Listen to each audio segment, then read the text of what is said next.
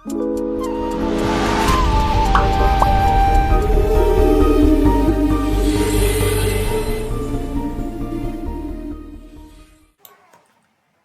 ನಮಸ್ಕಾರ ಸ್ನೇಹಿತರೆ, ನಾನು ವಿಶ್ವ ಕಿಂಗ್ಡಮ್. ಎಲ್ಲರಿಗೂ ಕೂಡ ವಿ ಕಿಂಗ್ಡಮ್ ಚಾನಲ್ಗೆ ಸ್ವಾಗತ. ಸೊ ಇವತ್ತು ಈ ವಿಡಿಯೋ ಯಾವುದಕ್ಕೆ ಸಂಬಂಧಪಟ್ಟಿದೆ ಅಂತಂದ್ರೆ, ಕೇಂದ್ರ ಸರ್ಕಾರದ ಒಂದು ಹೊಸ ಅಧಿಸೂಚನೆ ಹೊರಡಿಸಲಾಗಿದೆ. ಅದಕ್ಕೆ ಸಂಬಂಧಪಟ್ಟ ಹಾಗೆ ಅದು ಯಾವುದು ಅಂತಂದ್ರೆ SSC CGL ಅಂತ. ಇದಕ್ಕೆ ಸಂಬಂಧಪಟ್ಟ ಹಾಗೆ ಕನ್ನಡದಲ್ಲಿ ಅಷ್ಟು ಎಕ್ಯುರೇಟ್ ಆದಂತ ಮಾಹಿತಿ ಮಾರ್ಗದರ್ಶನ ಸಂಬಂಧಪಟ್ಟಂಗೆ ಇಲ್ಲ. ಬರೀ ನೋಟಿಫಿಕೇಶನ್ ಅದೇ, ನೋಟಿಫಿಕೇಶನ್ ಓದ್ಕೊಂತ ಓದದ್ದೇ ಜಾಸ್ತಿ ಅದೇ. ಅದಕ್ಕೆ ಬಹಳಷ್ಟು ಆಕಾಂಕ್ಷಿಗಳ ಒಂದು ಕೋರಿಕೆಯ ಮೇರೆಗೆ ಈ ಒಂದು ವಿಡಿಯೋ ಮಾಡ್ತಾ ಇದ್ದೀನಿ. ಈ ವಿಡಿಯೋದಲ್ಲಿ SSC CGL ಅನ್ನೋದು ಇಡೀ ನಮ್ಮ ರಾಷ್ಟ್ರದ ಅತ್ಯಂತ ಎರಡನೇ ಅತಿ ಡಿಮ್ಯಾಂಡೇಬಲ್, ಡಿಗ್ರಿ ಮೇಲಿರುವ ಡಿಮ್ಯಾಂಡೇಬಲ್ ಪೋಸ್ಟ್. ನಿಯರ್ಲಿ 8 ರಿಂದ 9 ಸಾವಿರ ಪೋಸ್ಟ್ಗಳು ಇರ್ತವೆ ಇದರಲ್ಲಿ. ಇದಕ್ಕೆ ಸಂಪೂರ್ಣವಾಗಿ ಇದರಲ್ಲಿ ಮಾಹಿತಿ ನೀಡ್ತೀನಿ ನಾನು. ಇದಕ್ಕೆ ಸಂಬಂಧಪಟ್ಟಾಗಿ ನಿಮ್ಗೆ ಯಾವುದೇ ಡೌಟ್ಸ್ ಇದ್ದಂದ್ರೆ ಫಸ್ಟ್ ವಿಡಿಯೋ ನೋಡ್ರಿ. ಆಮೇಲೆ ನಿಮ್ಗೆ ಇನ್ನೂ ಡೌಟ್ಸ್ ಇತ್ತು ಅಂತಂದ್ರೆ ನಾನು ಟೆಲಿಗ್ರಾಮ್ ಗ್ರೂಪ್ ಕೊಟ್ಟಿದ್ದೀನಿ. ಟೆಲಿಗ್ರಾಮ್ ಗ್ರೂಪಿನ ಲಿಂಕ್ ಅದ. ಸುಮಾರು 1,12,000 ಜನ ಕರ್ನಾಟಕದ ಆಸ್ಪಿರೆಂಟ್ಗಳು ಕಳೆದ 1 ವರ್ಷದಿಂದ ನಾನು ಯಾವೆಲ್ಲ ಎಕ್ಸಾಮ್ಗಳಿಗೆ ಪಾಸ್ ಆಗಿದ್ದೀನಿ, ನನಗೆ ಏನೆಲ್ಲ ನಾಲೆಜ್ ಇದೆ ಅದನ್ನು ಡೈರೆಕ್ಟ್ ಆಗಿ ಎಲ್ಲರಿಗೆ ಶೇರ್ ಮಾಡ್ತಾ ಇರ್ತೀನಿ. ಸೊ ಅಲ್ಲಿ ನೀವು ಜಾಯಿನ್ ಆದ್ರೆ ಖಂಡಿತ ನಾನು ನಿಮ್ಗೆ ಅಲ್ಲಿ ಹೆಲ್ಪ್ ಮಾಡುವಂತ ಪ್ರಯತ್ನ ಮಾಡ್ತೀನಿ. ಸೊ ಹಾಗಾದ್ರೆ ಈ ವಿಡಿಯೋದಲ್ಲಿ ಏನೇನು ಇರ್ತದೆ? ನಂಬರ್ 1, ಹುದ್ದೆಗಳ ಪರಿಚಯ ಹೇಳ್ತೀನಿ. ಯಾವ ಹುದ್ದೆಗಳದಾವ, ಏನೆಲ್ಲ ಅದ ಅಂತ. ಫಸ್ಟ್ SSC CGL ಅಂದ್ರೆ ಏನಪ್ಪ ಅದರ ಬಗ್ಗೆ ಬೇಸಿಕ್ ಹೇಳ್ತೀನಿ.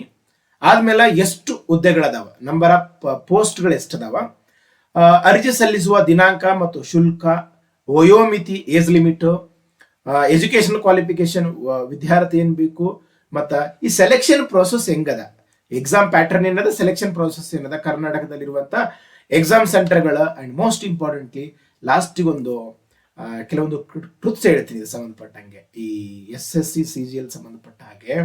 ಸೊ ಹಾಗಾದ್ರೆ ನೋಡೋಣ, ಫಸ್ಟ್ ಒನ್ ನೋಡೋಣಂತೆ. ಹುದ್ದೆಗಳ ಪರಿಚಯ ಏನ್ರಿ ಇದು? ನಮ್ಮೆಲ್ಲರಿಗೂ ಗೊತ್ತದೆ, ನಮ್ಮ ದೇಶದಲ್ಲಿ ಮೋಸ್ಟ್ ಡಿಮ್ಯಾಂಡ್ ಜಾಸ್ತಿ ಇರುವಂತ ಪೋಸ್ಟ್ ಯಾವುದು ಅಂತಂದ್ರೆ IAS IPS ಅಂತ ಕರಿತೀವಿ. ಇವುಗಳಿಗೆ UPSC ಸಿವಿಲ್ ಸರ್ವಿಸಸ್ ಅಂತ, ನಾಗರಿಕ ಸೇವೆಗಳು ಅಂತ ಕರಿತೀವಿ ನಾವು. ಇವುಗಳನ್ನ ನಡೆಸುವುದು UPSC. IAS IPS ಇವೆಲ್ಲ A ಗ್ರೇಡ್. ಬರೀ IAS IPS ಎರಡೇ ಇಲ್ಲ, ಅಲ್ಲಿ 28 ಸರ್ವಿಸಸ್ಗಳದಾವ.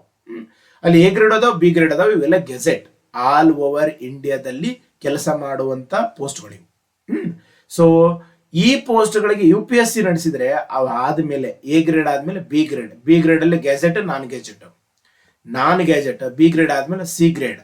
ಹಂಗ ದೇಶದ ಎಲ್ಲಾ ರಾಜ್ಯಗಳು, ಎಲ್ಲಾ ಕೇಂದ್ರಾಡಳಿತ ಪ್ರದೇಶಗಳಲ್ಲಿ ಕೆಲಸ ಇರುವಂತ B ಮತ್ತು C ಹುದ್ದೆಗಳ ನೇಮಕಾತಿ ಮಾಡಿಕೊಳ್ಳುವಂತ ಒಂದು ಆಯೋಗವೇ SSC, ಸ್ಟಾಫ್ ಸೆಲೆಕ್ಷನ್ ಕಮಿಷನ್. ಕೇಂದ್ರ ಸರ್ಕಾರಕ್ಕೆ B ಮತ್ತು C ಗ್ರೇಡ್ ಹುದ್ದೆಗಳನ್ನ ನೇಮಕ ಮಾಡಿಕೊಳ್ತದೆ. ಇದು 1975ರಲ್ಲಿ ಎರಡನೇ ಆಡಳಿತ ಅಡ್ಮಿನಿಸ್ಟ್ರೇಟಿವ್ ರಿಫಾರ್ಮ್ಸ್ ಕಮಿಷನ್ ಅಂತ ಬರ್ತದೆ, ಅದ್ರ ಪ್ರಕಾರ ಸ್ಥಾಪನೆ ಆಗೈತೆ SSC. ಸೊ ಇದು ಪ್ರತಿ ವರ್ಷ ಈ CGL ಅಂತಂತಂದ್ರೆ ಏನ್ರಿ, ಕಂಬೈನ್ಡ್ ಗ್ರಾಜುಯೇಟ್ ಲೆವೆಲ್ ಅಂತ, ಅಂದ್ರೆ ಡಿಗ್ರಿ ಮುಗಿದಂತ ಒಂದು ಆಕಾಂಕ್ಷಿಗಳಿಗೆ, ಅಭ್ಯರ್ಥಿಗಳಿಗೆ ಇರುವಂತ ಹುದ್ದೆಗಳ ಪರೀಕ್ಷೆ. ಇಲ್ಲಿ ದೇಶದ ಅತ್ಯಂತ ಪ್ರಮುಖವಾದಂತ ಖಾತೆಗಳು, ಮಿನಿಸ್ಟ್ರಿಗಳು, ಸಚಿವಾಲಯಗಳು, ಇಲಾಖೆಗಳಿಗೆ ಸಂಬಂಧಪಟ್ಟಂತ ಹಲವಾರು ಹುದ್ದೆಗಳಿಗೆ ನೇಮಕಾತಿಯನ್ನ ನಡೀತದೆ. ಒಂದು ವೆರಿ ಗುಡ್ ನ್ಯೂಸ್ ಏನ್ ಗೊತ್ತಾ, ನಾವು ಬಹಳ ಜನ ಆಸ್ಪಿರೆಂಟ್ ಕೇಳಿನಿ, ಸರ್ ಆ ಪೋಸ್ಟ್ ಯಾವಾಗ ಬಿಡ್ತಾರೆ, ಈ ಪೋಸ್ಟ್ ಯಾವಾಗ ಬಿಡ್ತಾರೆ ಅಂತ ಹೇಳ್ತಿರ್ತಾರೆ. ನೋಡಿ ಬ್ರದರ್ಸ್, ನಮ್ಮ ಕರ್ನಾಟಕ ರಾಜ್ಯದಲ್ಲಿ ಫಿಕ್ಸ್ ಡೇಟ್ ಅಂತ ಇಲ್ಲ, ಹಿಂಗೇ ಬಿಡಬೇಕಂತ ಇಲ್ಲ. ಆದ್ರೆ ಸೆಂಟ್ರಲ್ ಗೌರ್ಮೆಂಟ್ ಅಲ್ಲಿ ಫಿಕ್ಸ್ ಅದ. ಒಂದು UPSC, ಎರಡನೇದು SSC. ಈ SSC ಪೋಸ್ಟ್ಗಳು ಪ್ರತಿ ವರ್ಷ ನೋಟಿಫಿಕೇಶನ್ ಆಗ್ತಾವ. ನೆನ್ಪಿಟ್ಕೊಳ್ರ, ಆಫೀಸರ್ ಪೋಸ್ಟ್ಗಳು B grade, A grade, C grade. ನಮ್ಮಲ್ಲಿ ತಹಸೀಲ್ದಾರ್ ಅಂತ ಕರಿತೀವಲ್ಲ, ಇಲ್ಲಿ ಬರೀ ಸ್ಟೇಟ್, ಸೆಂಟ್ರಲ್ ಇನ್ನೂ ಜಾಸ್ತಿ ಪವರ್ಫುಲ್ ಇರ್ತದೆ. ಸೊ ಮುಂದೆ ಹೇಳ್ತೀನಿ ನಾನು ಕಂಟಿನ್ಯೂಸ್ ಆಗಿ. ಸೊ ಇನ್ನು ಇದ್ರ ಬಗ್ಗೆ ಮಾಹಿತಿ ತಿಳ್ಕೊಳ್ಳೋದಾದ್ರೆ, ಇದರಲ್ಲಿ ಸೆಂಟ್ರಲ್ ಗೌರ್ಮೆಂಟ್ ನ ಹಲವು ಇಲಾಖೆಗಳ ಹುದ್ದೆಗಳಿರ್ತವೆ. ನಾನು ಹೇಳಿದ ಹಾಗೆ UPSC A ಮತ್ತು B ಗ್ರೇಡ್ ಅಂದ್ರೆ IAS IPS IRS IFS ಬಹಳ ಪೋಸ್ಟ್ ಸರ್ವಿಸಸ್ಗಳು ಬರ್ತವೆ. ಅವುಗಳ ನೇಮಕ ಮಾಡಿಕೊಂಡ್ರೆ SSC B ಗ್ರೇಡ್ ಮತ್ತು C ಗ್ರೇಡ್, ಇವುಗಳ ನಾನ್ ಗೆಜೆಟೆಡ್ ಅಂತ ಕರಿತೀವಿ ನಾವು, ಆ ಹುದ್ದೆಗಳಿಗೆ ಮಾಡ್ಕೊಳ್ತದೆ. ಇದು ನ್ಯಾಷನಲ್ ಲೆವೆಲ್ ಎಕ್ಸಾಮ್. ಈ SSC CGL ಅನ್ನೋದು ಇಡೀ ರಾಷ್ಟ್ರಾದ್ಯಂತ ನಡೆಯುವಂತ ಪರೀಕ್ಷೆ, ಎಲ್ಲರೂ ಅಪ್ಲೈ ಮಾಡ್ತಾರೆ. ಇದು ಹಿಂದಿ ಮತ್ತು ಇಂಗ್ಲಿಷ್ ಅಲ್ಲಿ ಇರ್ತದೆ. ಇದು ಭಾಷೆ ಯಾವ್ದು? ಹಿಂದಿ ಮತ್ತು ಇಂಗ್ಲಿಷ್ ಅಲ್ಲಿ ಇರ್ತದೆ. ಸೊ ಎರಡನೇದು ನೆಕ್ಸ್ಟ್, ಎಷ್ಟು ಹುದ್ದೆಗಳದಾವ, ಯಾವೆಲ್ಲ ಹುದ್ದೆಗಳದಾವ ನೋಡಿ. ಒಂದು ಸಾಮಾನ್ಯ ಒಂದು ಕಾಮನ್ ಥಿಂಗ್ ಏನಪ್ಪಾ SSC CGL ಬಗ್ಗೆ ಅಂದ್ರೆ, ಸಿನ್ಸ್ 2012-13 ಬಗ್ಗೆ ನಾನು ಅಬ್ಸರ್ವ್ ಮಾಡುವ ಹಾಗೆ, ನೋಟಿಫಿಕೇಶನ್ ಆದಾಗ ಪೋಸ್ಟ್ ಎಷ್ಟು ಅಂತ ಹೇಳಲ್ಲ ಅವರು. ಈಗ ನೋಟಿಫಿಕೇಶನ್ ಆಗೈತೆ, ಎಷ್ಟು ಪೋಸ್ಟ್ ಹೋದಾವ ಅಂತ ಹೇಳಲ್ಲ. ಆದ್ರೆ ಇಡೀ ದೇಶಾದ್ಯಂತ ಕೇಂದ್ರ ಸರ್ಕಾರದ ಅಧೀನದಲ್ಲಿ ಬರುವಂತ B ಗ್ರೇಡ್ ಮತ್ತು C ಗ್ರೇಡ್ ಹುದ್ದೆಗಳಿಗೆ ಇದರಲ್ಲಿ ಇರ್ತಾವ. ನಾವೆಲ್ಲ ನೋಡಿದೀವಿ. ಇನ್ಕಮ್ ಟ್ಯಾಕ್ಸ್ ಯಾರ ಅಂಡರಲ್ಲಿ ಬರ್ತದೆ? State government, central government? Central government. ಅಲ್ಲಿರುವಂತ B ಗ್ರೇಡ್ C ಗ್ರೇಡ್ ಹುದ್ದೆಗಳು ಇಲ್ಲಿರ್ತಾವ.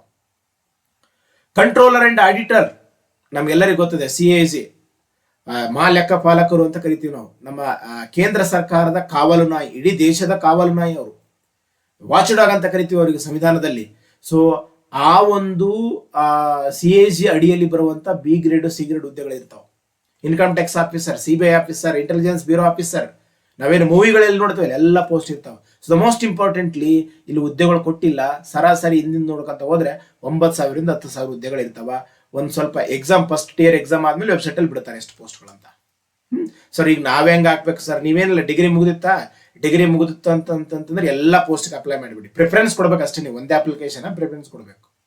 ಸೊ ಇಲ್ಲಿ ಪ್ರಮುಖ ನೋಡ್ರಿ, ಹುದ್ದೆಗಳು ಎಷ್ಟಂತ ಗೊತ್ತಿಲ್ಲ, ಆದ್ರ ಎಷ್ಟು ತರದ ಹುದ್ದೆಗಳು. ನಾನು ಹೇಳಿದೆ IAS ಅಂದ್ರೆ ಒಂದೇ ಅಲ್ಲ, UPSC ಅಲ್ಲಿ ಸಿವಿಲ್ ಸರ್ವಿಸ್ ಅಲ್ಲಿ ಇರೋದು 28 ಹುದ್ದೆಗಳದಾವ. ಅದೇ ತರ ಇಲ್ಲಿ 36 ವಿಧದ ಪದನಾಮಗಳ ದೇಶದ ಪ್ರತಿಷ್ಠಿತ ಮಿನಿಸ್ಟ್ರಿಗಳು, ಸಚಿವಾಲಯಗಳು, ಇಲಾಖೆಗಳ ಅಡಿಯಲ್ಲಿ ಬರುವಂತ 34 ಡಿಫ್ರೆಂಟ್ ಹೆಸರಿರುವಂತ ಹುದ್ದೆಗಳು 10,000 ಟೋಟಲ್ ನಿಯರ್ಲಿ ಇರ್ತಾವ. ಸೊ ಪ್ರಮುಖ ಹುದ್ದೆಗಳು ಯಾವ್ಯಾವ್ರಿ? ಒಂದು assistant audit officer B grade job ಇದು. Controller and audit general of India ಅಂತ ನಾನು ಏನು ಕರೆದಿನಲ್ಲ, ಅಲ್ಲಿರುವಂತ ಜಾಬ್ ಮೋಸ್ಟ್ ಇದರಲ್ಲಿ 36ರಲ್ಲಿ ದೊಡ್ಡ ಜಾಬ್ ಇದು. ಅದಾದ್ಮೇಲೆ second assistant account officer. So ಯಾವುದೇ ಕಾರಣಕ್ಕೆ ಗೊಂದಲಕ್ಕೊಳಗೋಗ್ಬೇಡ್ರಿ, ಬಹಳಷ್ಟು ಮಿಸ್ಅಂಡರ್ಸ್ಟ್ಯಾಂಡ್ ಮಾಡ್ಕೊಂಡಾರ ಇದ್ರಾಗ. ಕಾಮರ್ಸ್ ಬೇಕು, MCom ಬೇಕು, MBA ಬೇಕು ಅಂತ ಏನಿಲ್ಲ, ಮುಂದೆ ಹೇಳುತ್ತೆ ಎಜುಕೇಶನ್ ಕ್ವಾಲಿಫಿಕೇಶನ್ ಹೇಳುವಾಗ. So inspector of income tax raid ಆಗೈತೆ ಅಂತ ನೋಡ್ತಿರ್ತೀವಿ ನೋಡ್ರಿ, ಆ ಜಾಬು. ಸಬ್ ಇನ್ಸ್ಪೆಕ್ಟರ್, ನಾವು ನಮ್ಮ ಸ್ಟೇಟ್ ಅಲ್ಲಿ ಸಬ್ ಇನ್ಸ್ಪೆಕ್ಟರ್ ನೋಡಿದೀವಿ. ಸೆಂಟ್ರಲ್ ಅಲ್ಲಿ CBI sub inspector, NIA national investigation agency, ರಾಷ್ಟ್ರೀಯ ತನಿಖಾ ಸಂಸ್ಥೆ ಸಬ್ ಇನ್ಸ್ಪೆಕ್ಟರ್, ಅಸಿಸ್ಟೆಂಟ್ ಬೇರೆ ಬೇರೆ ಡಿಪಾರ್ಟ್ಮೆಂಟ್ಗಳಲ್ಲಿ ಅಸಿಸ್ಟೆಂಟ್, ಇವೆಲ್ಲ B grade C grade. Tax assistant, so income tax department ಅಲ್ಲಿ, in the sense CBDT department ಅಲ್ಲಿ.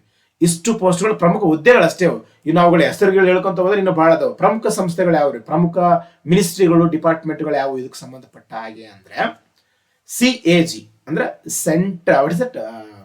Controller and audit general of India, ಅಲ್ಲಿ ಪೋಸ್ಟ್ಗಳು ಇರ್ತಾವೆ. ನಾನೇನು assistant audit officer, assistant account officer ಅಲ್ಲಿರ್ತಾವೆ, ಮುಂದೆ ಹೇಳ್ತೀನಿ ನಾನು. ಸೆಂಟ್ರಲ್ ಸೆಕ್ರೆಟರಿಯೇಟ್, ನಮ್ಮ ರಾಜ್ಯದಲ್ಲಿ ವಿಧಾನಸೌಧ ಹೇಗಿದೆ ಹಾಗೆ ಕೇಂದ್ರದಲ್ಲಿ ಸಂಸತ್ತಿದೆ, ಅದಕ್ಕೆ ನಾವು ಕೇಂದ್ರೀಯ ಸಚಿವಾಲಯ ಅಂತ ಕರಿತೀವಿ, ಅಲ್ಲಿ ಪೋಸ್ಟ್ಗಳು. IB ಇಂಟೆಲಿಜೆನ್ಸ್ ಬ್ಯೂರೋ, ಗುಪ್ತಚರ ಇಲಾಖೆ, ರಾಷ್ಟ್ರೀಯ ಗುಪ್ತಚರ ಇಲಾಖೆ, ಅಲ್ಲಿ ಪೋಸ್ಟ್ಗಳು. CBI central bureau of investigation sub inspector ಪೋಸ್ಟ್ಗಳು. ನ್ಯಾಷನಲ್ ಇನ್ವೆಸ್ಟಿಗೇಷನ್ ಏಜೆನ್ಸಿ NIA, ಅಲ್ಲಿ ಪೋಸ್ಟ್ಗಳು. CBN means something central board of narcotics ಅಂತ. ನಾವು ಡ್ರಗ್ಸ್ ಗಳು ನೋಡ್ತೀವಿ, ನಾವು ಅಂತಾರಾಷ್ಟ್ರೀಯ ಮಟ್ಟದಲ್ಲಿ ಡ್ರಗ್ಸ್ ಗಳು ತುಂಬಾ ಕಿರಿಕಿರಿ ಇರ್ತದೆ. ಅಂತ ಡ್ರಗ್ಸ್ ಗಳು ಕಂಟ್ರೋಲ್ ಮಾಡುವಂತ ಒಂದು board, central board of narcotics ಅಂತ, ಅಲ್ಲಿ ನೀವು B grade officer, C grade officer ಇರ್ತೀರಿ. ಅಂಡ್ NHRC ರಾಷ್ಟ್ರೀಯ ಮಾನವ ಹಕ್ಕುಗಳ ಆಯೋಗ, ನ್ಯಾಷನಲ್ ವುಮೆನ್ ರೈಟ್ಸ್ ಕಮಿಷನ್, ಅಲ್ಲಿ ನಿಮ್ದು ಆಫೀಸರ್ ಹುದ್ದೆ ಇರ್ತದೆ. ಸೊ ರೈಲ್ವೆದಾಗ ಅದಾವ. CBDT ನಮ್ಮೆಲ್ಲಾ ಕೇಂದ್ರ ಸರ್ಕಾರದ ಆದಾಯದ ಮೂಲ ತೆರಿಗೆ, ಅದರಲ್ಲಿ ನೇರ ತೆರಿಗೆ CBDT central board of direct taxes. ಪರೋಕ್ಷ ತೆರಿಗೆಗಳು central board of indirect and customs ಅಂತ, ಅವೆರಡರಲ್ಲಿ ಕೂಡ ಟ್ಯಾಕ್ಸ್ ಆಫೀಸರ್ ಇರ್ತೀರಿ ನೀವು. ಸೊ ಟೋಟಲ್ 36 ಪದನಾಮದ ವಿವಿಧ ಹೆಸರಿನ ಹುದ್ದೆಗಳಲ್ಲಿ 25 ಹುದ್ದೆಗಳು B ಗ್ರೂಪ್ ಅದಾವ, ಗ್ರೇಡ್ B ಅದಾವ. 11 ಹುದ್ದೆಗಳು C ಗ್ರೂಪ್ ಹುದ್ದೆಗಳದಾವ. ಸೊ ಇದು ಹುದ್ದೆಗಳ ಪ್ರಮುಖ ಹುದ್ದೆಗಳಾಯ್ತು. ಇನ್ನು ಅವು ಪೂರ್ತಿ ಕಂಪ್ಲೀಟ್ ಆಗಿ ನೋಡೋದಾದ್ರೆ, ಸೊ 36 ಹುದ್ದೆಗಳು ಬೇರೆ ಬೇರೆ ಹೆಸರು ಅಂತ ಹೇಳಿದ್ದೆ ನಾನು. ಅಸಿಸ್ಟೆಂಟ್ ಆಡಿಟ್ ಆಫೀಸರ್ ಅದ, ಅಸಿಸ್ಟೆಂಟ್ ಅಕೌಂಟ್ ಆಫೀಸರ್ ಅದ, ಅವಕ್ಕೆ ಸೈಡಿಗೆ ಏಜ್ ಕೊಟ್ಟಾರೆ, ಅದು GMಗೆ ಮುಂದೆ ನಾನು ಏಜ್ ಲಿಮಿಟ್ ಹೇಳ್ತೀನಿ ನಾನು. ಸೊ ಟೋಟಲ್ ಆಗಿ ಈ ಸ್ಲೈಡ್ ಅಲ್ಲಿ 16 ಹೆಸರಿನ ಪೋಸ್ಟ್ಗಳದಾವ. ನಾನು ಇದರದ ನೋಟಿಫಿಕೇಶನ್ ಕೂಡ ನಾನು ಲಿಂಕ್ ಕೊಟ್ಟಿರ್ತೀನಿ ನೋಡ್ರಿ, PDF, ಅದನ್ನು ಡೌನ್ಲೋಡ್ ಮಾಡ್ಕೊಳ್ರಿ ಇಲ್ಲಿ ಕ್ಲಿಯರ್ ಆಗಿ ಕಂಡಿಲ್ಲ ಅಂತಂದ್ರೆ. ಸೊ ಅಸಿಸ್ಟೆಂಟ್ ಅಕೌಂಟ್ ಆಫೀಸರ್ ಅದ, ಅಸಿಸ್ಟೆಂಟ್ ಸೆಕ್ಷನ್ ಆಫೀಸರ್ ಅಂತ ಬೇರೆ ಬೇರೆ ಡಿಪಾರ್ಟ್ಮೆಂಟ್ಗಳಲ್ಲಿ ಅದಾವ. ಇನ್ಸ್ಪೆಕ್ಟರ್ ಅಂತ CBDT ಟ್ಯಾಕ್ಸ್ ಇನ್ಸ್ಪೆಕ್ಟರ್ ಅಂತ ಅದ, ಸಬ್ ಇನ್ಸ್ಪೆಕ್ಟರ್ CBI ಅಂತ ಅದ. ಸೊ ಮಿಕ್ಕಿದ ಮತ್ತೆ ಇಲ್ಲಿ 17ರಿಂದ 36 ಹೆಸರಿನ ತನಕ ಎಲ್ಲ C ಗ್ರೂಪ್ ಮತ್ತೆ B ಗ್ರೂಪ್ ಅದಾವ. ನಾನು ಹೇಳಿದಾಗ 25 B ಗ್ರೂಪ್, 11 C ಗ್ರೂಪ್ ಪೋಸ್ಟ್ಗಳದಾವ. ಸೊ ಸಾಮಾನ್ಯ ಇನ್ನು ವಯೋಮಿತಿ ಆದ ನೋಡೋದಾದ್ರೆ ಅರ್ಜಿ ಸಲ್ಲಿಸುವ ದಿನಾಂಕ ನೋಡೋಣ, ಆಮೇಲೆ ವಯೋಮಿತಿ ನೋಡೋಣ. ಅರ್ಜಿ ಸಲ್ಲಿಸುವ ದಿನಾಂಕ ನೋಡ್ರಿ, ಆಲ್ರೆಡಿ ಸ್ಟಾರ್ಟ್ ಆಗೈತೆ. ಡಿಸೆಂಬರ್ 23 ಸ್ಟಾರ್ಟ್ ಆಗೈತೆ 2021. ಸೊ ಜಾನ್ವರಿ 23 2022 ತನಕ ಇನ್ನು ಒಂದು ತಿಂಗಳು ಪೂರ್ತಿ. ಇವತ್ತು ಜಾನ್ವರಿ 5-6 ಅಂತಂದ್ರೆ ಇನ್ನೂ ನಿಮ್ಗೆ ಏನಿಲ್ಲ ಅಂದ್ರೆ 15ರಿಂದ 20 ದಿನ ಅದೇ.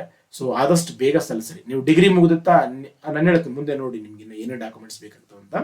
ಸೊ ಇದು ಲಾಸ್ಟ್ ಡೇಟ್ ಆಯ್ತು. ಇನ್ನು ಅರ್ಜಿ ಶುಲ್ಕ ಫೀಸ್, ಅಪ್ಲಿಕೇಶನ್ ಫೀಸ್ ಬಂದ್ಬಿಟ್ಟು ಸೊ GM, OBC ಮತ್ತ EWS ಅಂದ್ರೆ ಎಕನಾಮಿಕ್ ವೀಕರ್ ಸೆಕ್ಷನ್ ಅಂತ, ಆರ್ಥಿಕ ಹಿಂದುಳಿದ ವರ್ಗ ಅಂತ ಇತ್ತೀಚೆಗೆ 2019ರಲ್ಲಿ 103ನೇ ಸಂವಿಧಾನಿಕ ತಿದ್ದುಪಡಿಯ ಪ್ರಕಾರ 10% ಮೀಸಲಾತಿಯನ್ನು ಅವರಿಗೆ ಕೊಟ್ಟಿದ್ದಾರೆ. ಅವರೆಲ್ಲರೂ ₹100 ಫೀಸ್ ಅಷ್ಟೇ. ಸೊ ಉಳಿದವರು SC ST ವುಮೆನ್ ಇವರೆಲ್ಲ ರೊಕ್ಕನೇ ಕೊಡ್ಬೇಕಾಗಿಲ್ಲ, ಫ್ರೀ, ಅವರಿಗೆ ಫೀಸ್ ಇಲ್ಲ. ಸೊ ಇದು ಫೀಸ್ ಮತ್ತ ಲಾಸ್ಟ್ ಡೇಟ್ ಆಯ್ತು. ಇನ್ನು ವಯೋಮಿತಿ, ಏಜ್ ಲಿಮಿಟ್ ಬಂದ್ಬಿಟ್ಟು ಆ 36 ಹುದ್ದೆಗಳೇನು ನೋಡ್ತೀವಲ್ಲ ಅವುಗಳಿಗೆ ಸಾಮಾನ್ಯವಾಗಿ ಗ್ರೂಪ್ ಬಿ ಹುದ್ದೆಗಳಿಗೆ 18ರಿಂದ 30 ವರ್ಷ. ಇದು GM ನವರಿಗೆ. OBC ದರಿಗೆ ಏಜ್ ರಿಲ್ಯಾಕ್ಸೇಷನ್ ಇರ್ತದೆ, SC ST ದರಿಗೆ ಏಜ್ ರಿಲ್ಯಾಕ್ಸೇಷನ್ ಇರ್ತದೆ, ಕೆಳಗಡೆ ಆಯ್ತು ನೋಡ್ರಿ, +30 ಪ್ಲಸ್ ಏಜ್ ರಿಲ್ಯಾಕ್ಸೇಷನ್. ಗ್ರೂಪ್ ಸಿಗೆ 18 ಮಿನಿಮಮ್, 27 ಮ್ಯಾಕ್ಸಿಮಮ್. ಇದು GM ನವರಿಗೆ. ಕೆಲವೊಂದು ಪೋಸ್ಟ್ಗಳು ಅದಾವ. ಗ್ರೂಪ್ B ಅಲ್ಲಿ ASO ಅಂತ ಅಸಿಸ್ಟೆಂಟ್ ಸ್ಟ್ಯಾಟಿಸ್ಟಿಕಲ್ ಆಫೀಸರ್ ಅಂತ, ಅಲ್ಲಿ ಮತ್ತೆ SI ಇನ್ CBI ಇದ್ರಾಗ 20 ವರ್ಷ ಮಿನಿಮಮ್, ಮ್ಯಾಕ್ಸಿಮಮ್ 30. ಗ್ರೂಪ್ B ಅಲ್ಲಿ ಇನ್ನೊಂದು ಜೂನಿಯರ್ ಸ್ಟ್ಯಾಟಿಸ್ಟಿಕಲ್ ಆಫೀಸರ್ ಅಂತ ಅದ, ಅದು ಕೂಡ 18 ಮಿನಿಮಮ್, 32 ಮ್ಯಾಕ್ಸಿಮಮ್. ಇದು GM ನವರಿಗೆ. SC ST ಆಗಿದ್ರೆ ಅಂದ್ರೆ 30 + 5 35, OBC ಆಗಿದ್ರೆ 30 + 3 33. ಮಿಕ್ಕಿದ್ರಿಗೆಲ್ಲ ಏನಾದಲ್ಲ PWD ಬೇರೆ ಅದಾವಲ್ಲ 10 ವರ್ಷ, ಪರ್ಸನ್ ವಿತ್ ಡಿಸೆಬಿಲಿಟಿ ಅಂತ ಅಂದ್ರೆ ಫಿಸಿಕಲ್ ಹ್ಯಾಂಡಿಕ್ಯಾಪ್ಟ್ ಅಂತ ಕರಿತೀವಲ್ಲ, ಅನ್ರಿಸರ್ವ್ ಬರ್ತಿದ್ದಂದ್ರೆ ಸಾಮಾನ್ಯ GM ಆಗಿದ್ದಂತಂದ್ರೆ 10 ವರ್ಷ, ಅವನು OBC ಆಗಿದ್ದಂದ್ರೆ 13 ವರ್ಷ, SC ST ಆಗಿದ್ದಂದ್ರೆ 15 ವರ್ಷ. ಸೊ ಇದು ವಯೋಮಿತಿ. ವೆರಿ ಸಿಂಪಲ್ ಆಗಿ ನೆನ್ಪಿಟ್ಕೊಳ್ಳಿ ಸರ್. ನಿಮ್ ಬ್ರದರ್ಸ್ ನಿಮ್ಗೆ 21 ವಯಸ್ಸಾಗಿತ್ತಾ, 21 ವಯಸ್ಸಾಗಿತ್ತಂದ್ರೆ ಡಿಗ್ರಿ ಮುಗಿದಿರ್ತೈತೆ ಸರ್. ಮತ್ತೆ ಅಲ್ಯಾಕ 18, ಕೆಲವೊಬ್ರು ಹೇಳ್ತಾರೆ ನಾವು ಪೇಪರ್ದಾಗ ನೋಡಿರ್ತೀವಿ, 11ರ ಪೋರ ಡಿಗ್ರಿ ಮುಗಿಸಿದಾನೆ, 15ರ ಪೋರ ಹುಡುಗ ಡಿಗ್ರಿ ಮುಗಿಸಿದಾನೆ ಅಲ್ಲಿ ಅಂತ ನೋಡ್ತಿರ್ತವಲ್ಲ, ಅದಕ್ಕೋಸ್ಕರ ಮಾಡಿರ್ಬೋದು ಅಂತ ನನ್ನ ಕಲ್ಪನೆ. ಅದೇನೇ ಇರಕ ನಿಮ್ದು 21 ವರ್ಷಕ್ಕೆ ಡಿಗ್ರಿ ಆಗಿರ್ತೈತೆ. ಸೊ 21ರಿಂದ ಮಿನಿಮಮ್ 30 GM ಕ್ಯಾಂಡಿಡೇಟ್ ಇದ್ರೆ, SC ನಿಮಗೆ ರಿಲ್ಯಾಕ್ಸೇಷನ್ ಪ್ರಕಾರ 35 ಇಯರ್ಸ್ ತನಕ ನಿಮಗೆ ಅಪ್ಲೈ ಮಾಡ್ಬೋದು ನೋಡ್ರಿ. 35 ಇಯರ್ಸ್ ಒಳಗಿದ್ದವ್ರು ಎಲ್ಲಾ ಪೋಸ್ಟಿಗೆ ಅಪ್ಲೈ ಮಾಡ್ರಿ. ಪ್ರಿಫರೆನ್ಸ್ ಅಂತ ಕೇಳಿದಾಗ assistant account officer, audit officer first ತಗೊಳ್ರಿ. B ಗ್ರೇಡ್ ಇದ್ದು ಎಲ್ಲ ಫಸ್ಟ್ ತಗೊಂಡು ಬನ್ನಿ, C ಗ್ರೇಡ್ ಲಾಸ್ಟಿಗೆ ಕೊಡ್ಕೊಂಡು ಬನ್ನಿ. ಸೊ ಇದು ಏಜ್ ರಿಲೇಟೆಡ್ ಸಂಬಂಧಪಟ್ಟಂಗೆ. ಇನ್ನು ಎಜುಕೇಶನಲ್ ಕ್ವಾಲಿಫಿಕೇಶನ್ ಅಂತ ಬಂದ್ರೆ ಎನಿ ಡಿಗ್ರಿ ಜಾನ್ವರಿ 23, 2022 ಒಳಗಾಗಿ ಡಿಗ್ರಿ ಫಲಿತಾಂಶ ಬಂದಿರಬೇಕು, ಅಂಕಪಟ್ಟಿಗಳು ನಿಮ್ಮ ಹತ್ರ ಇರಬೇಕು. 3rd ಸೆಮ್ ಫೈನಲ್ ಇಯರ್ ಇದೀನಿ, ರಿಸಲ್ಟ್ಗೋಸ್ಕರ ವೇಟ್ ಮಾಡಕತ್ತೀನಿ ಅಂದ್ರೆ ಬರಲ್ಲ. ಸೊ ಇದು ಎನಿ ಡಿಗ್ರಿನ ಇಲ್ಲಿ ಯಾವುದು ಸ್ಪೆಸಿಫಿಕ್. ಆದರೆ ಕೆಲವೊಂದು ಪೋಸ್ಟ್ಗಳು ಯಾವುದು JSO ಜೂನಿಯರ್ ಸ್ಟ್ಯಾಟಿಸ್ಟಿಕಲ್ ಆಫೀಸರ್ಗೆ ಡಿಗ್ರಿ ಇರಬೇಕು, ಜೊತೆಗೆ PUC ಯಲ್ಲಿ 60 ಮಾರ್ಕ್ಸ್ ಮ್ಯಾಥ್ಸ್ ಅಲ್ಲಿ ಬಂದಿರಬೇಕು. ನಮ್ಮಲ್ಲಿ ಮ್ಯಾಥ್ಸ್ ಯಾರು ಓದ್ತಾರ್ರಿ? ಸೈನ್ಸ್ದವ್ರು ಓದ್ತಾರ. ಸೊ ಸೈನ್ಸ್ ಪ್ಲಸ್ BSc ಪದವೀಧರಿಗೆ ಅಪ್ಲಿಕೇಬಲ್. ಅಥವಾ ಹಂಗಿಲ್ಲ ಅಂದ್ರ ಸಂಖ್ಯಾಶಾಸ್ತ್ರವನ್ನ ಡಿಗ್ರಿಯಲ್ಲಿ ಪದವಿಯಲ್ಲಿ ಒಂದು ಸಬ್ಜೆಕ್ಟ್ ಆಗಿ ಓದಿರ್ಬೇಕು. ನೀವು BA ಮಾಡಿದ್ರು ಕೂಡ ಸಂಖ್ಯಾಶಾಸ್ತ್ರ ಓದ್ಬಹುದು. ಸೊ ಸಂಖ್ಯಾಶಾಸ್ತ್ರವನ್ನ ಪದವಿಯಲ್ಲಿ ಒಂದು ಸಬ್ಜೆಕ್ಟ್ ಆಗಿ ಓದಿದ್ರೆ ನೀವು ಅಲ್ಲಿ ಕೂಡ ಅಪ್ಲೈ ಮಾಡಬಹುದು. ಯಾವುದಕ್ಕೆ? ಓನ್ಲಿ ಒಂದು ಪೋಸ್ಟ್ಗೆ, JSOಗೆ. ಸೆಕೆಂಡ್ ಇನ್ನೊಂದು ಪೋಸ್ಟ್ ಅದ ಸ್ಟ್ಯಾಟಿಸ್ಟಿಕಲ್ ಇನ್ವೆಸ್ಟಿಗೇಟರ್ ಅಂತ, ಅದಕ್ಕೂ ಕೂಡ ಅಷ್ಟೇನೆ ಪದವಿ ಪ್ಲಸ್ ಸ್ಟ್ಯಾಟಿಸ್ಟಿಕ್ ನ ಒಂದು ಸಬ್ಜೆಕ್ಟ್ ಆಗಿ ಓದಿರ್ಬೇಕು. ಸೊ ಇವೆರಡು ಪೋಸ್ಟ್ ಬಿಟ್ರೆ ಮಿಕ್ಕಿದಕ್ಕೆ ಎಲ್ಲ ಪೋಸ್ಟ್ ಎಲ್ಲ ಡಿಗ್ರಿದವರು ಕೂಡ ಅಪ್ಲೈ ಮಾಡಬಹುದು, ಯಾವುದಾ ಡಿಗ್ರಿ ಇರ್ಲಕ್ ನೀವು. ಮತ್ತೆ ಸರ್ ನಾನು ಈ ಡಿಗ್ರಿ ಮಾಡೀನಿ ಬರುತ್ತೆ ಇಲ್ಲ ಅಂತ ನನಗೆ ಕೇಳಬೇಡ್ರಿ. ಸೊ ಇದು ವಿದ್ಯಾರ್ಹತೆ. ಅಂಡ್ ಈ ಕ್ವಾಲಿಫಿಕೇಶನ್ ಸಂಬಂಧಪಟ್ಟಾಗ ನಾನು ಹೇಳಿದೆ, ಅಸಿಸ್ಟೆಂಟ್ ಅಕೌಂಟ್ ಆಫೀಸರ್ ಮತ್ತು ಅಸಿಸ್ಟೆಂಟ್ ಆಡಿಟ್ ಆಫೀಸರ್ ಇವೆರಡು ಕಾಮರ್ಸ್ ರಿಲೇಟೆಡ್ ಪೋಸ್ಟ್ ಅಂತ ಕಾಣಿಸ್ತವೆ. ಬಹಳಷ್ಟು ಮಂದಿ ಆಕಾಂಕ್ಷಿಗಳು ಅವಕ್ಕೆ ಅಪ್ಲೈ ಮಾಡಬಾರ್ದು ಅಂತ ಅಂದ್ಕೊಂಡಿರ್ತಾರೆ. ನೆನ್ಪಿಟ್ಕೊಳ್ರಿ, ಇಲ್ಲಿ 2 ತರ ಕ್ವಾಲಿಫಿಕೇಶನ್ ಬರ್ತವೆ ಬ್ರದರ್ಸ್. ಯಾವ 2 ತರ ಕ್ವಾಲಿಫಿಕೇಶನ್ ಅಂತಂದ್ರೆ, ಒಂದು ಎಸೆನ್ಷಿಯಲ್ ಕ್ವಾಲಿಫಿಕೇಶನ್ ಅಂದ್ರೆ ಅವಶ್ಯಕವಾಗಿ ಇದು ಬೇಕೇ ಬೇಕು. ಅದೇನಪ್ಪ ಅಂದ್ರೆ ಎನಿ ಡಿಗ್ರಿ. ಇದು ಬೇಕು. ಡಿಸೈರಬಲ್ ಕ್ವಾಲಿಫಿಕೇಶನ್, ಅಪೇಕ್ಷಿತ ಕ್ವಾಲಿಫಿಕೇಶನ್, ಇದು ಇದ್ರೂ ನಡೀತೈತೆ, ಇದ್ರು ಬಹಳ ಬೆಟರ್, ಇಲ್ಲಂದ್ರೂ ನಡೀತೈತೆ. ಇದ್ರು ಒಳ್ಳೇದು. ಎದಕ್ಕೆ ಒಳ್ಳೇದು? ನಿಮ್ಮ ಸೆಲೆಕ್ಷನ್ಗಲ್ಲ, ನಿಮ್ಮ ಎಕ್ಸಾಮ್ಗೆ. ಇಲ್ಲೊಂದು ಸಪ್ರೇಟ್ ಪೇಪರ್ ಇರ್ತದೆ ಫೈನಾನ್ಸ್ ಅಂತ, ಹೆಲ್ಪ್ ಆಗ್ತದೆ. ನಾಳೆಗೆ ನೀವು ಆಡಿಟರ್ ಆಗಿ ಸೆಲೆಕ್ಟ್ ಆದ್ರೆ ನಿಮ್ಗೆ ಹೆಲ್ಪ್ ಆಗ್ತದೆ ಹೊರತಾಗಿ ಕಂಪಲ್ಸರಿ ಇದ್ರೆ ಮಾತ್ರ ಬರುತ್ತೆ ಅಂತ ಏನಿಲ್ಲ. ಅರ್ಥ ಆಯ್ತಾ? ಸೊ ಇದೇನಪ್ಪ ಡಿಸೈರೇಬಲ್ ಕ್ವಾಲಿಫಿಕೇಶನ್ ಕೊಟ್ರೆ MCOM, MBA finance, CA chartered accountant, company secretary, ಇವುಗಳು ಇರ್ತವೆ. ಸೊ ಇದು ಕ್ವಾಲಿಫಿಕೇಶನ್ ಬಗ್ಗೆ ಇರುವಂತ ಡೌಟ್. ಎನಿ ಡಿಗ್ರಿ ಇದ್ರೆ ಅಪ್ಲೈ ಮಾಡ್ರಿ ಎಲ್ಲ ಪೋಸ್ಟ್ಗಳಿಗೆ, ವೆರಿ ಸಿಂಪಲ್ ಆಗಿ. ಸೊ ಇನ್ನು ಈ ನೇಮಕಾತಿ ವಿಧಾನ ಹೆಂಗದೆ? ಸೊ ನೋಡ್ರಿ, ಇಲ್ಲಿ ಸೆಲೆಕ್ಷನ್ ಪ್ರೊಸೆಸ್ ಹೆಂಗಂದ್ರೆ ಫಸ್ಟ್ಗೆ ಎಲ್ಲರೂ ಅಪ್ಲೈ ಮಾಡಿರ್ತಾರಲ್ಲ, ಫಸ್ಟ್ಗೆ ಅವರಿಗೆ Tier 1 ಅಂತ ಒಂದು, Tier 1 ಮೀನ್ಸ್ ಅಂತ ಒಂದು, ಇಲ್ಲಿ ಒಂದು ಪರೀಕ್ಷೆ, ಅಂತ ಒಂದಲ್ಲಿ ಒಂದು ಪರೀಕ್ಷೆ ನಡೀತದೆ. CBT ಅಂದ್ರೆ ಕಂಪ್ಯೂಟರ್ ಬೇಸ್ಡ್ ಟೆಸ್ಟ್, ಕಂಪ್ಯೂಟರ್ ಆಧಾರಿತ ಪತ್ರಿಕೆ. ಇಲ್ಲಿ ಕಂಪ್ಯೂಟರ್ ಎಕ್ಸಾಮ್ ಇರ್ತದೆ, ಇಟ್ ಮೀನ್ಸ್ ಕಂಪ್ಯೂಟರ್ ಅಲ್ಲಿ ಎಕ್ಸಾಮ್ ನಡೀತದೆ. ಸೊ ಇಲ್ಲಿ MCQ ಇರ್ತಾವ. ಫಸ್ಟ್ ಸ್ಟೇಜ್ ಅಲ್ಲಿ MCQ ಬೇಸ್ಡ್ ಇರ್ತದೆ. ಹೇಳ್ತೀನಿ ನಾನು ಅಲ್ಲಿ ಯಾವ ಬರ್ತಾವ ಅಂತ. ಇದ್ರಾಗ ಪಾಸ್ ಆದವರು ಸೆಕೆಂಡ್ Tier 2 ಅಂತ 2ಕ್ಕೆ ಹೋಗ್ತಾರೆ. ಇದು ಕೂಡ ಕಂಪ್ಯೂಟರ್ ಬೇಸ್ಡ್ ಬಹು ಆಯ್ಕೆ ಪ್ರಶ್ನೆಗಳು, MCQ ಇರ್ತದೆ. ಇದರಲ್ಲಿ ಪಾಸ್ ಆದವರು ಥರ್ಡ್ ಟೇರ್ಗೆ ಹೋಗ್ತಾರೆ, 3ನೇ ಅಂತ. ಈ ಸೆಕೆಂಡ್ ಅಂತ ಐತ್ ನೋಡ್ರಿ, ಇಲ್ಲಿ 4 ಪೇಪರ್ ಬರ್ತಾವ, ಮುಂದೆ ಹೇಳ್ತೀನಿ ನಾನು. 3ನೇದೇನೈತಲ್ಲ, ಪೆನ್ ಪೇಪರ್, ಇದು ಡಿಸ್ಕ್ರಿಪ್ಟಿವ್ ಟೈಪ್ ಇರ್ತೈತೆ, 100 ಮಾರ್ಕ್ಸ್ಗೆ ಡಿಸ್ಕ್ರಿಪ್ಟಿವ್ ಟೈಪ್. 2ನೇ ಅಂತ ಪಾಸ್ ಆದವ್ರು ಅಲ್ಲಿಗೆ ಹೋಗ್ತಾರೆ. ಸೊ 4ನೇ ಅಂತ ಕೆಲವೊಂದು ಪೋಸ್ಟ್ಗಳಿಗೆ ಮಾತ್ರ ಅಪ್ಲಿಕೇಬಲ್ ಆಗ್ತದೆ, ಕಂಪ್ಯೂಟರ್ ಪ್ರೊಫಿಷಿಯನ್ಸಿ ಟೆಸ್ಟ್ ಅಂತ. ಅಂದ್ರೆ computer knowledge, purely computer knowledge. ಇನ್ನು DPT ಅಂತಂದ್ರೆ ಡಾಟಾ ಎಂಟ್ರಿ ಪ್ರೊಫಿಷಿಯನ್ಸಿ ಟೆಸ್ಟ್ ಅಂತ, ಇದು ಓನ್ಲಿ ಟೈಪಿಂಗ್ ಇರ್ತದೆ. ಸೊ ಇಷ್ಟು 4 ಹಂತಗಳಲ್ಲಿ 3 ಹಂತದ್ದು ಪರ್ಫೆಕ್ಟ್ ಎಲ್ಲರಿಗೂ ಅಪ್ಲಿಕೇಬಲ್ ಆಗ್ತವೆ. 3 ಹಂತದಲ್ಲಿ ಅಲ್ಲಿ ಪಾಸ್ ಆದ್ರೆ ಇಲ್ಲಿಗೆ ಬರ್ಬೇಕು, ಇಲ್ಲಿ ಪಾಸ್ ಆದ್ರೆ ಇಲ್ಲಿಗೆ ಬರ್ಬೇಕು. ಸೊ ಇಷ್ಟು ಹಂತಗಳಲ್ಲಿ ನಡೀತದೆ. ನಾನು ಹೇಳಿದ ಹಾಗೆ ಫಸ್ಟ್ ಹಂತದಲ್ಲಿ ಜನರಲ್ ಇಂಟೆಲಿಜೆನ್ಸ್ ಅಂಡ್ ಸುಮಾರು 100 ಕ್ವಶನ್ಸ್ ಇರ್ತಾವ, 200 ಮಾರ್ಕ್ಸ್ ಇರ್ತಾವ, 4 ಸೆಕ್ಷನ್ಸ್ ಇರ್ತಾವ. ಒಂದು ಜನರಲ್ ಇಂಟೆಲಿಜೆನ್ಸ್ ಅಂಡ್ ರೀಸನಿಂಗ್, ಸಾಮಾನ್ಯವಾಗಿ ನಮ್ಮ ಭಾಷೆಯಲ್ಲಿ PSI PC ಓದೋರಿಗೆ ಮೆಂಟಲ್ ಎಬಿಲಿಟಿ ಅಂತ ಕರಿತೀವಿ. GK 25 ಕ್ವಶನ್ಸ್ ಇರ್ತಾವ. Quantitative aptitude, it means mathematics, basic mathematics 25 questions, English 25 questions, 100 questions, 200 marks. Negative ಇರ್ತವೆ, 1 ತಾಸು ಟೈಮ್ ಇರ್ತದೆ, ಟೈಮ್ ತುಂಬಾ ಕಡಿಮೆ ಇರ್ತದೆ ಇದಕ್ಕೆ. ಸೊ ಇದರಲ್ಲಿ ನೆಕ್ಸ್ಟ್ ಸ್ಟೆಪ್ ಕ್ವಾಲಿಫೈ ಆಗ್ಬೇಕಂದ್ರೆ ಕಟ್ ಆಫ್ ಇರ್ತದೆ. ಆ ಕಟ್ ಆಫ್ ಗಿಂತ ಮುಂಚೆ ಕ್ವಾಲಿಫೈಯಿಂಗ್ ಮಿನಿಮಮ್ ಮಾರ್ಕ್ಸ್ ಇರ್ತದೆ. ಸೊ GM 30% ತಗೋಬೇಕು, 200ಕ್ಕೆ 60 ತಗೋಬೇಕು, OBC ದವ್ರು 25%, OBC ಬಿಟ್ಟು ಬೇರೆನವರೆಲ್ಲ 20%. ಇದೇನು ಮಿನಿಮಮ್, ನೆಕ್ಸ್ಟ್ ಸ್ಟೆಪ್ಗೆ ಹೋಗಲ್ಲ, ಕಟ್ ಆಫ್ ಆಗ್ತದೆ. ಇದಾದ್ಮೇಲೆ 150, 140, 120, 90, 100 ಡಿಪೆಂಡ್ ಅಪಾನ್ ಕ್ಯಾಟಗರಿ ರಿಸರ್ವೇಶನ್ ಮೇಲೆ ಬರ್ತದೆ. ಯಾವುದು? ಈ Tier 1 ಕ್ಲಿಯರ್ ಮಾಡ್ಬೇಕಾದ್ರೆ. ಸೊ ಇದು ಪಾಸ್ ಆದವ್ರು ನೆಕ್ಸ್ಟ್ Tier 2 ಹೋಗ್ತಾರೆ. ಇದು ಕೂಡ ಕಂಪ್ಯೂಟರ್ ಬೇಸ್ಡ್ MCQ ಇರ್ತದೆ. ಇಲ್ಲಿ 4 ಪೇಪರ್ ಇರ್ತವೆ.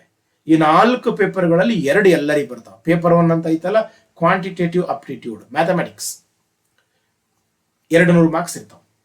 ಸೊ ಪೇಪರ್ 2 ಇಂಗ್ಲಿಷ್ ಎಲ್ಲರಿಗೂ ಇರ್ತದೆ. ಪೇಪರ್ 3 ಸ್ಟ್ಯಾಟಿಸ್ಟಿಕ್ಸ್, ಎಲ್ಲೆಲ್ಲಿ ಪೋಸ್ಟ್ಗಳಿಗೆ ಸ್ಟ್ಯಾಟಿಸ್ಟಿಕ್ ಕ್ವಾಲಿಫಿಕೇಶನ್ ಬೇಕಾಗಿತ್ತಲ್ಲ ಅವ್ರಿಗೆ ಇರ್ತದೆ. 4ನೇ paper general studies, assistant accountant ಮತ್ತು ಅಸಿಸ್ಟೆಂಟ್ ಆಡಿಟರ್, ಆ ಪೋಸ್ಟ್ಗಳಿಗೆ ಇರ್ತದೆ. ಕಾಮರ್ಸ್ ರಿಲೇಟೆಡ್ ಪೋಸ್ಟ್ಗಳಿಗೆ ಇದಿರ್ತದೆ. So compulsory minimum 2 paper, maximum 4 paper. ಇದು ಓನ್ಲಿ Tier 1 ಪಾಸ್ ಆದವರಿಗೆ. ಪ್ರತಿಯೊಂದು paper 200 marks, 2 hours per paper. So ಇದು Tier 2 ಆಯ್ತು, 2ನೇ ಹಂತದ್ದಾಯ್ತು. ಇನ್ನು 3ನೇ ಹಂತದಲ್ಲಿ Tier 3 ಇರ್ತದೆ.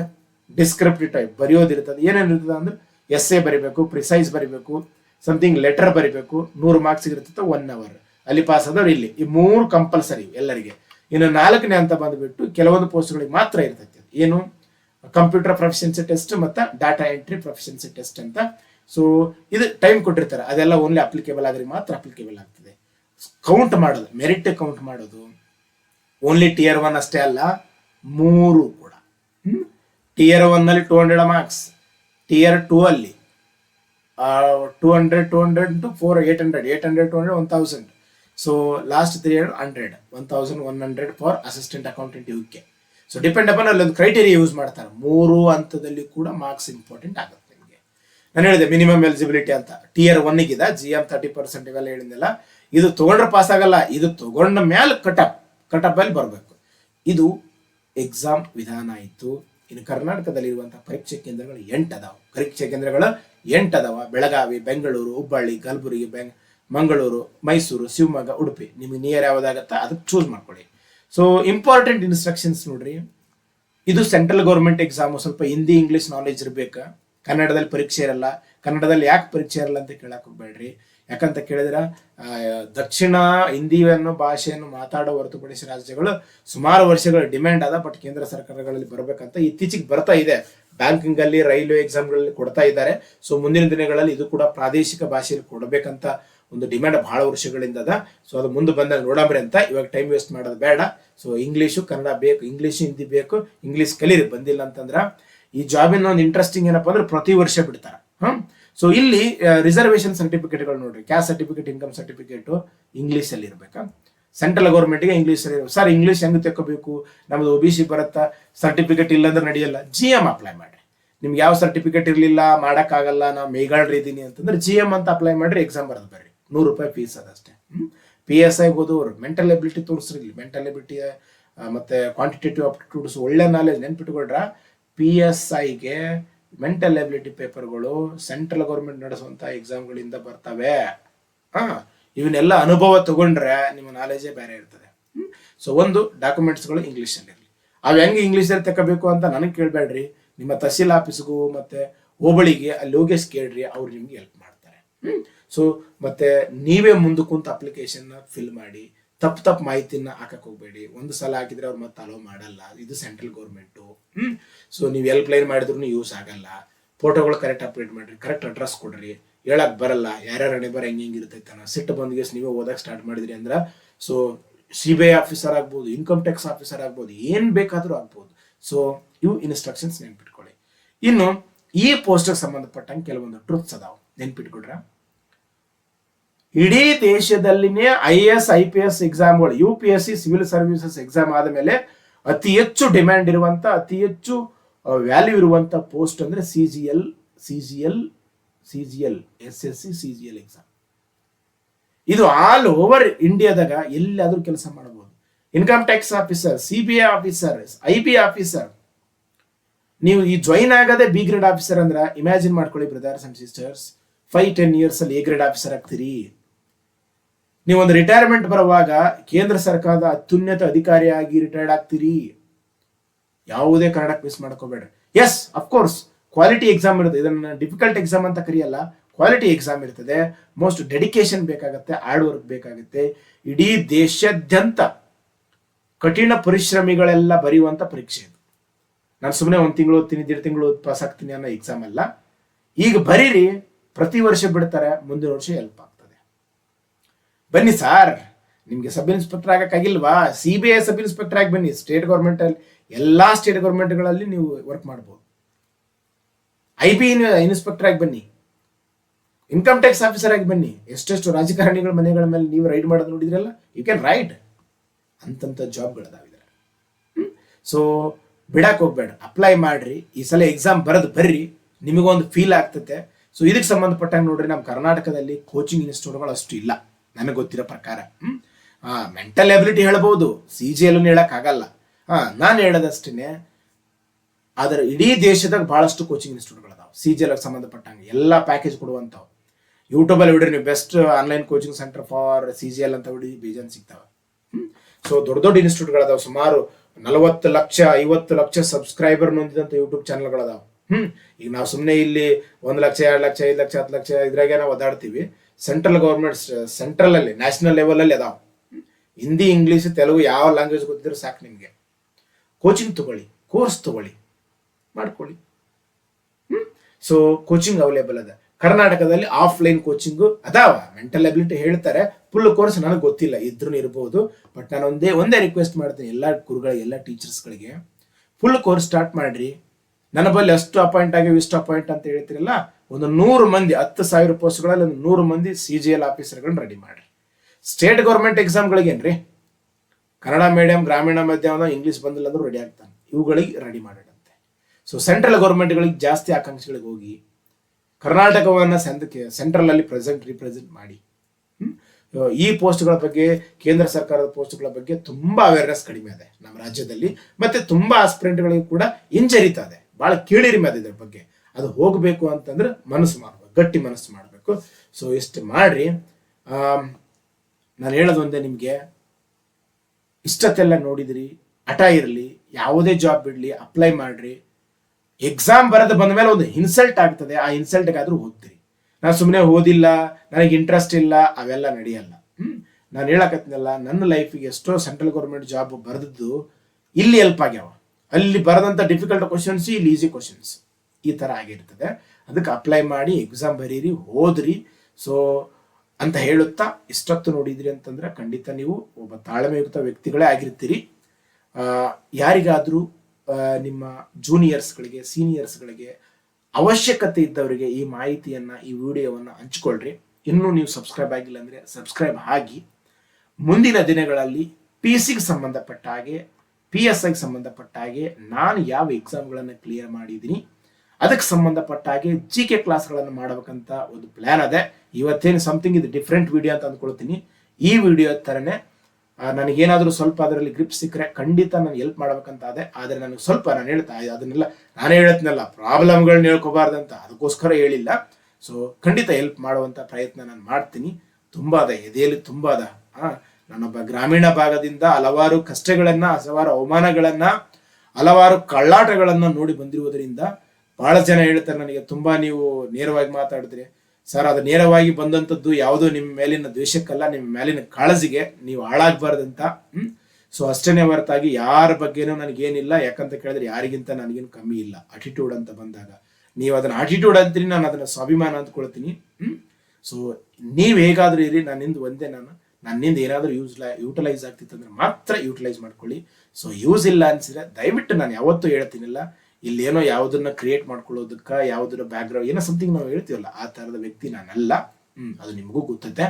ಸೊ ಯೂಸ್ ಆದರೆ 4 ಮಂದಿ ಜೊತೆಗೆ ಹಂಚ್ಕೊಳ್ಳಿ, ಸಬ್ಸ್ಕ್ರೈಬ್ ಆಗಿ. ಮುಂದಿನ ವಿಡಿಯೋ ನೋಟಿಫಿಕೇಶನ್ಸ್ ಬರ್ತವೆ. ಸಾಧ್ಯ ಆದರೆ ಕಂಟಿನ್ಯೂ ಆಗಿ ಮಾಡ್ತೀನಿ. ಕೆಲವೊಂದು ಪ್ಲಾನ್ಸ್ಗಳದಾವ, ಬಟ್ ಅವನ್ನ ಒಂದ್ಸಲ ಹೇಳಿಗೇಸಿ ನನಗೆ ಇನ್ಸಲ್ಟ್ ಆಗಿದೆ, ಅದನ್ನ ನಾನು ಪ್ರೂವ್ ಮಾಡ್ತೀನಿ ಅಂತ ಹೇಳುತ್ತಾ, ಸೊ ಇಷ್ಟೊತ್ತು ನಿಮ್ಮ ತಾಳ್ಮೆಗೆ ಧನ್ಯವಾದಗಳು. ಸದಾ ಅಧ್ಯಯನದಲ್ಲಿ ನಿರತರಾಗಿರಿ. ನೋಡಿದ್ದಕ್ಕೆ thank you. Take care. By.